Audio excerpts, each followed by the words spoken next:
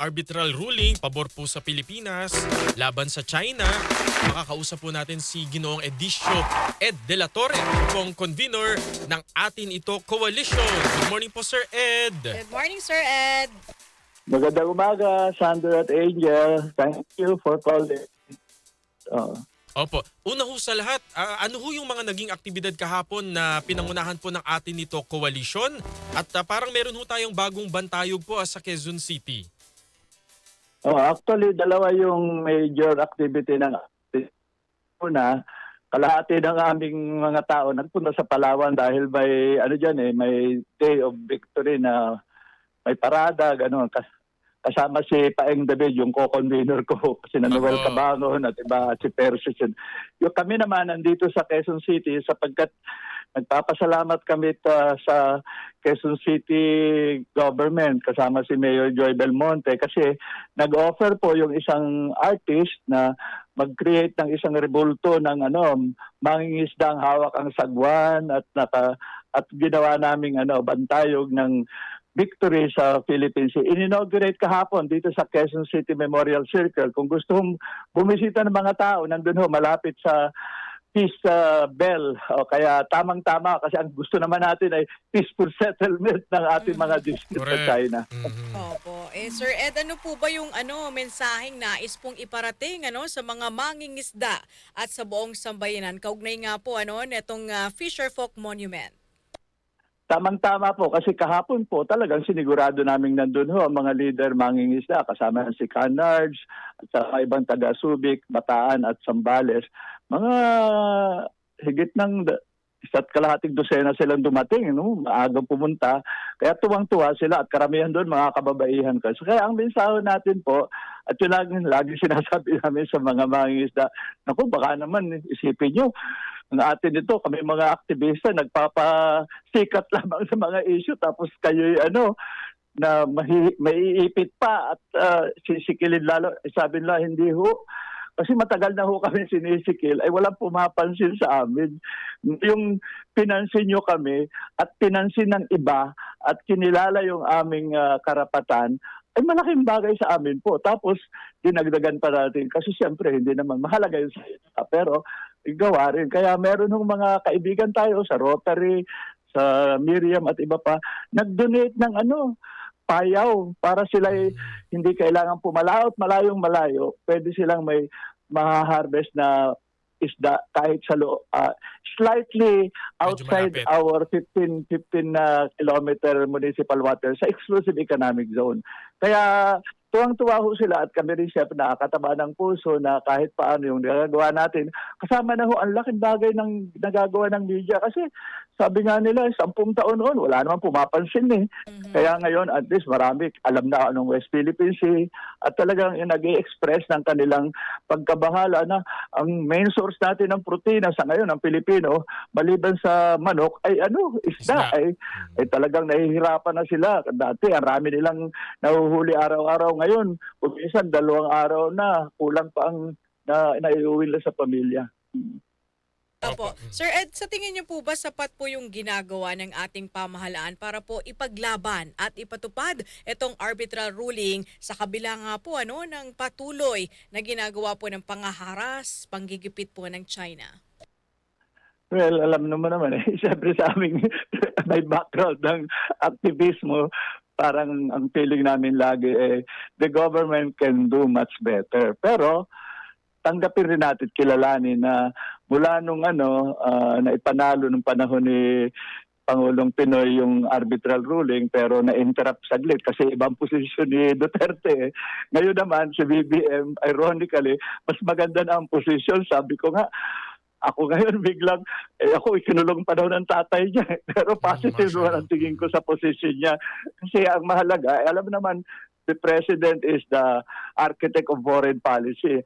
Ngayon, ang panawagan lang natin ay kung minsan iba-iba pa sa mga opisyal ng gobyerno, iba-iba pa ang posisyon. At natutuwa kami, marami naman mga local governments nagpipick up na ng issue. So, like anything sa buhay natin, salamat sa nangyari, kulang pa, pero pasalamatan mo ng ginagawa sa halip na i-discourage mo at kakantyawan mo pa, isusulong na. At sinasabi namin lagi, citizens will do our part. Hindi namin ipinapaubaya lang sa inyo, pero magandang nagkaugnay at nagkatugma ang posisyon ng mamamayan at ng pamahalaan. Sa ganun, hindi tayo magkabangga at magtutulungan. Kasi yun ang sabi sa amin ng mga ibang defense analysts. At alam nyo, Ed, ang maging problema natin, hindi yung karagatan kung yung pagkakahati-hati natin sa loob ng Pilipinas. Pag hindi tayo nagkaisa sa ilang mga isyong mahalaga, talo tayo. No? Opo. Nabanggit nyo na rin po yung pagkakahati-hati. Although wala na po ang dating Pangulong Rodrigo Duterte, wala na sa posisyon, no? Pero buhay pa naman siya.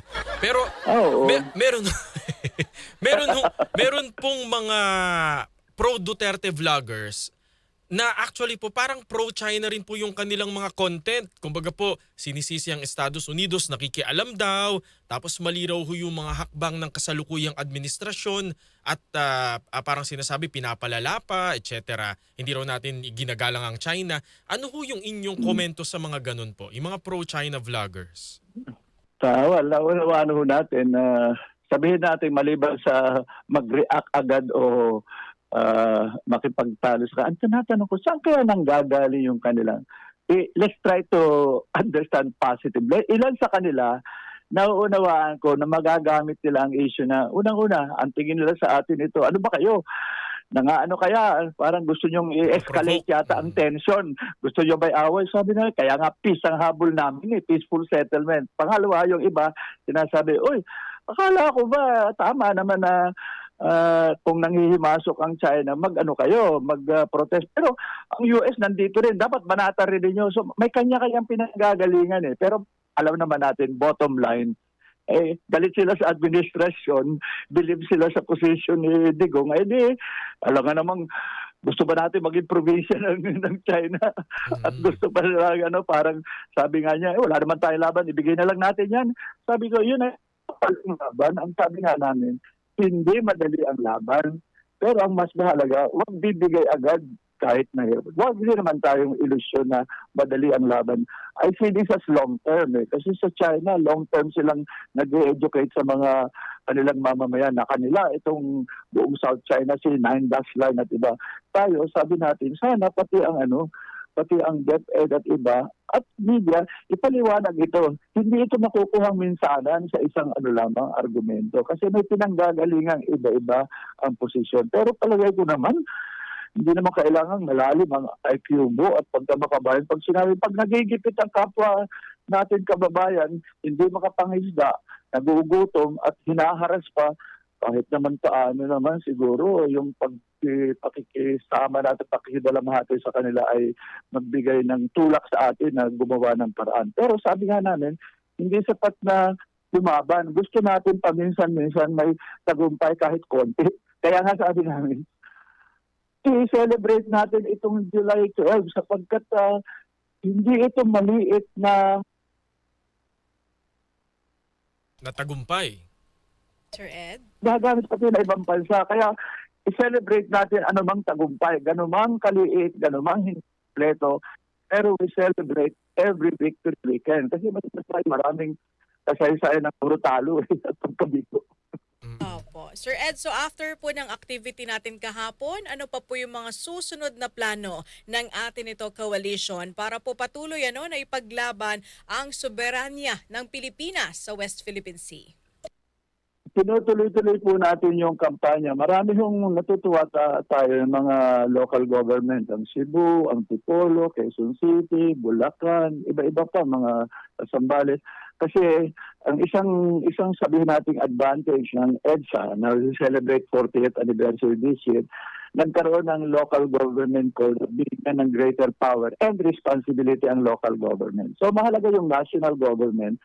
Pero I think yung position ng mga local government, lalo na yung nakaharap sa West Philippine Sea ay mahalaga. Like ako taga Mindoro, yung mayor for example ng Sablayan at San Jose at provincial government ng Occidental Mindoro, medyo maganda ang stand. Kasi yung mga mangingisdang nangingisda sa bandang West Philippines, galing rin sa amin, sa Mindoro yung iba ron, hindi lang galing sa Zambales o Bataan. So campaign sa local government. Ang sabi nga namin, panawagan namin, ito, paabot na natin kay Presidente Bongbong. Maggawa ka kahit EO man lang, ideklara mo July Yung July 12, 12, no? Victor Day. Hindi naman kailangan ipangalandakan. Simpleng celebration. Kasi alam naman natin maraming problemang at news na tatanggap natin araw. We have to be reminded from time to time in a more dramatic way. Kasi hindi natin maiisip yan araw-araw eh. So we need special days to celebrate and do something special para to remind us at makinta sa ating isip na mahalaga ito at ituloy-tuloy natin ang laban. At i-celebrate natin, hindi lahat ng laban natin ay patalo. Kung minsan nananalo tayo, salamat sa Diyos.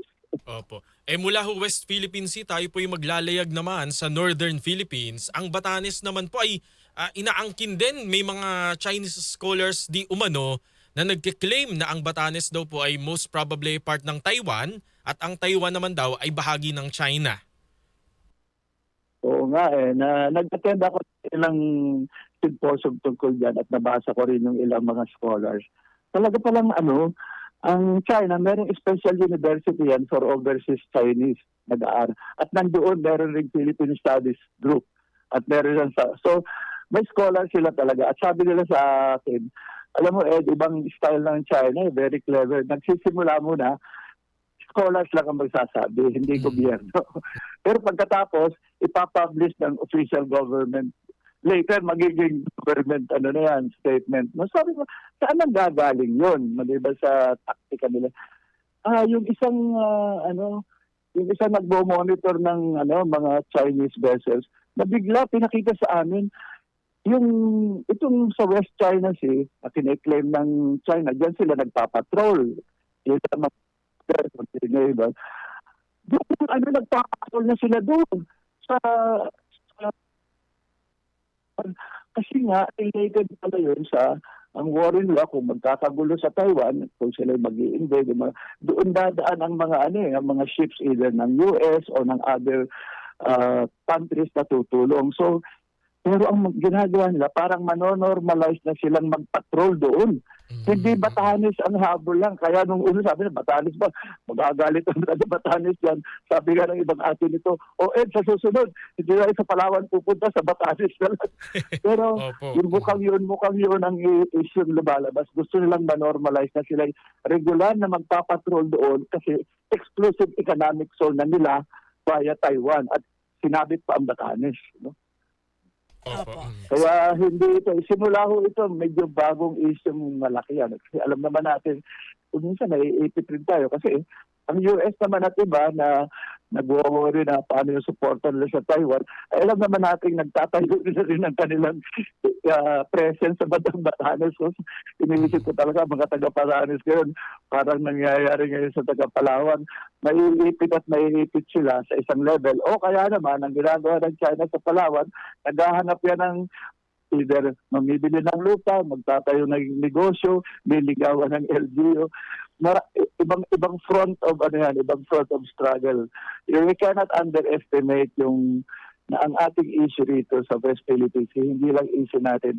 Nakapasok tayo sa a larger geopolitical labanan ng China vis-a-vis US and the West. Ay kung minsan, hindi naman natin issue, bakit tayo ang iniipit?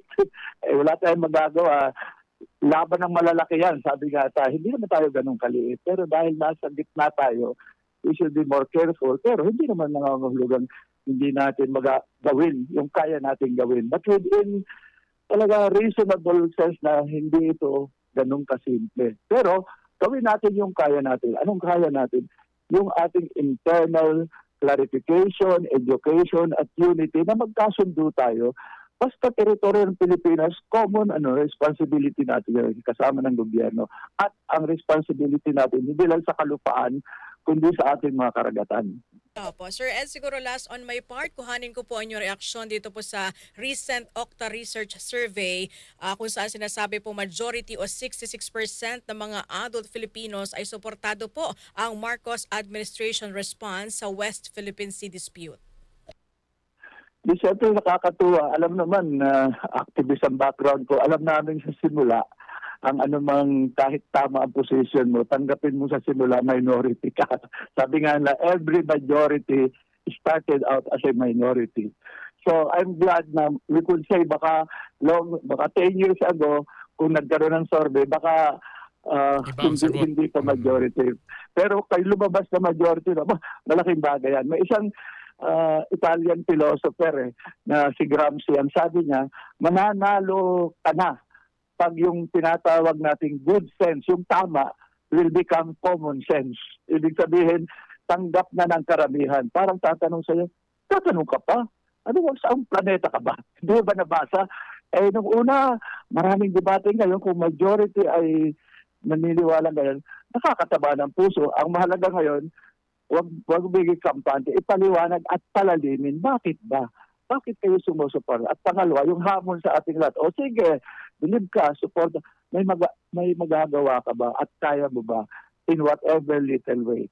I think yun ang parang satisfaction at challenge na tinatanggap natin na ang majority sa survey na yan ng mga Pilipino ay tumatanggap sa posisyon at sinusuporta ang posisyon ng kasalukuyang pamahalaan. Opo. Maraming salamat Thank you po, Sir Sir Ed De La Ed. Torre, sa ulitin. Sheshe. Maraming salamat. Fei Shang Gaoxing. Bukay Patchoy. Thank Thank you, you Sir po. Ed. Ayun, napasaya natin Thank si Sir you. Ed. Thank you po. Maraming salamat.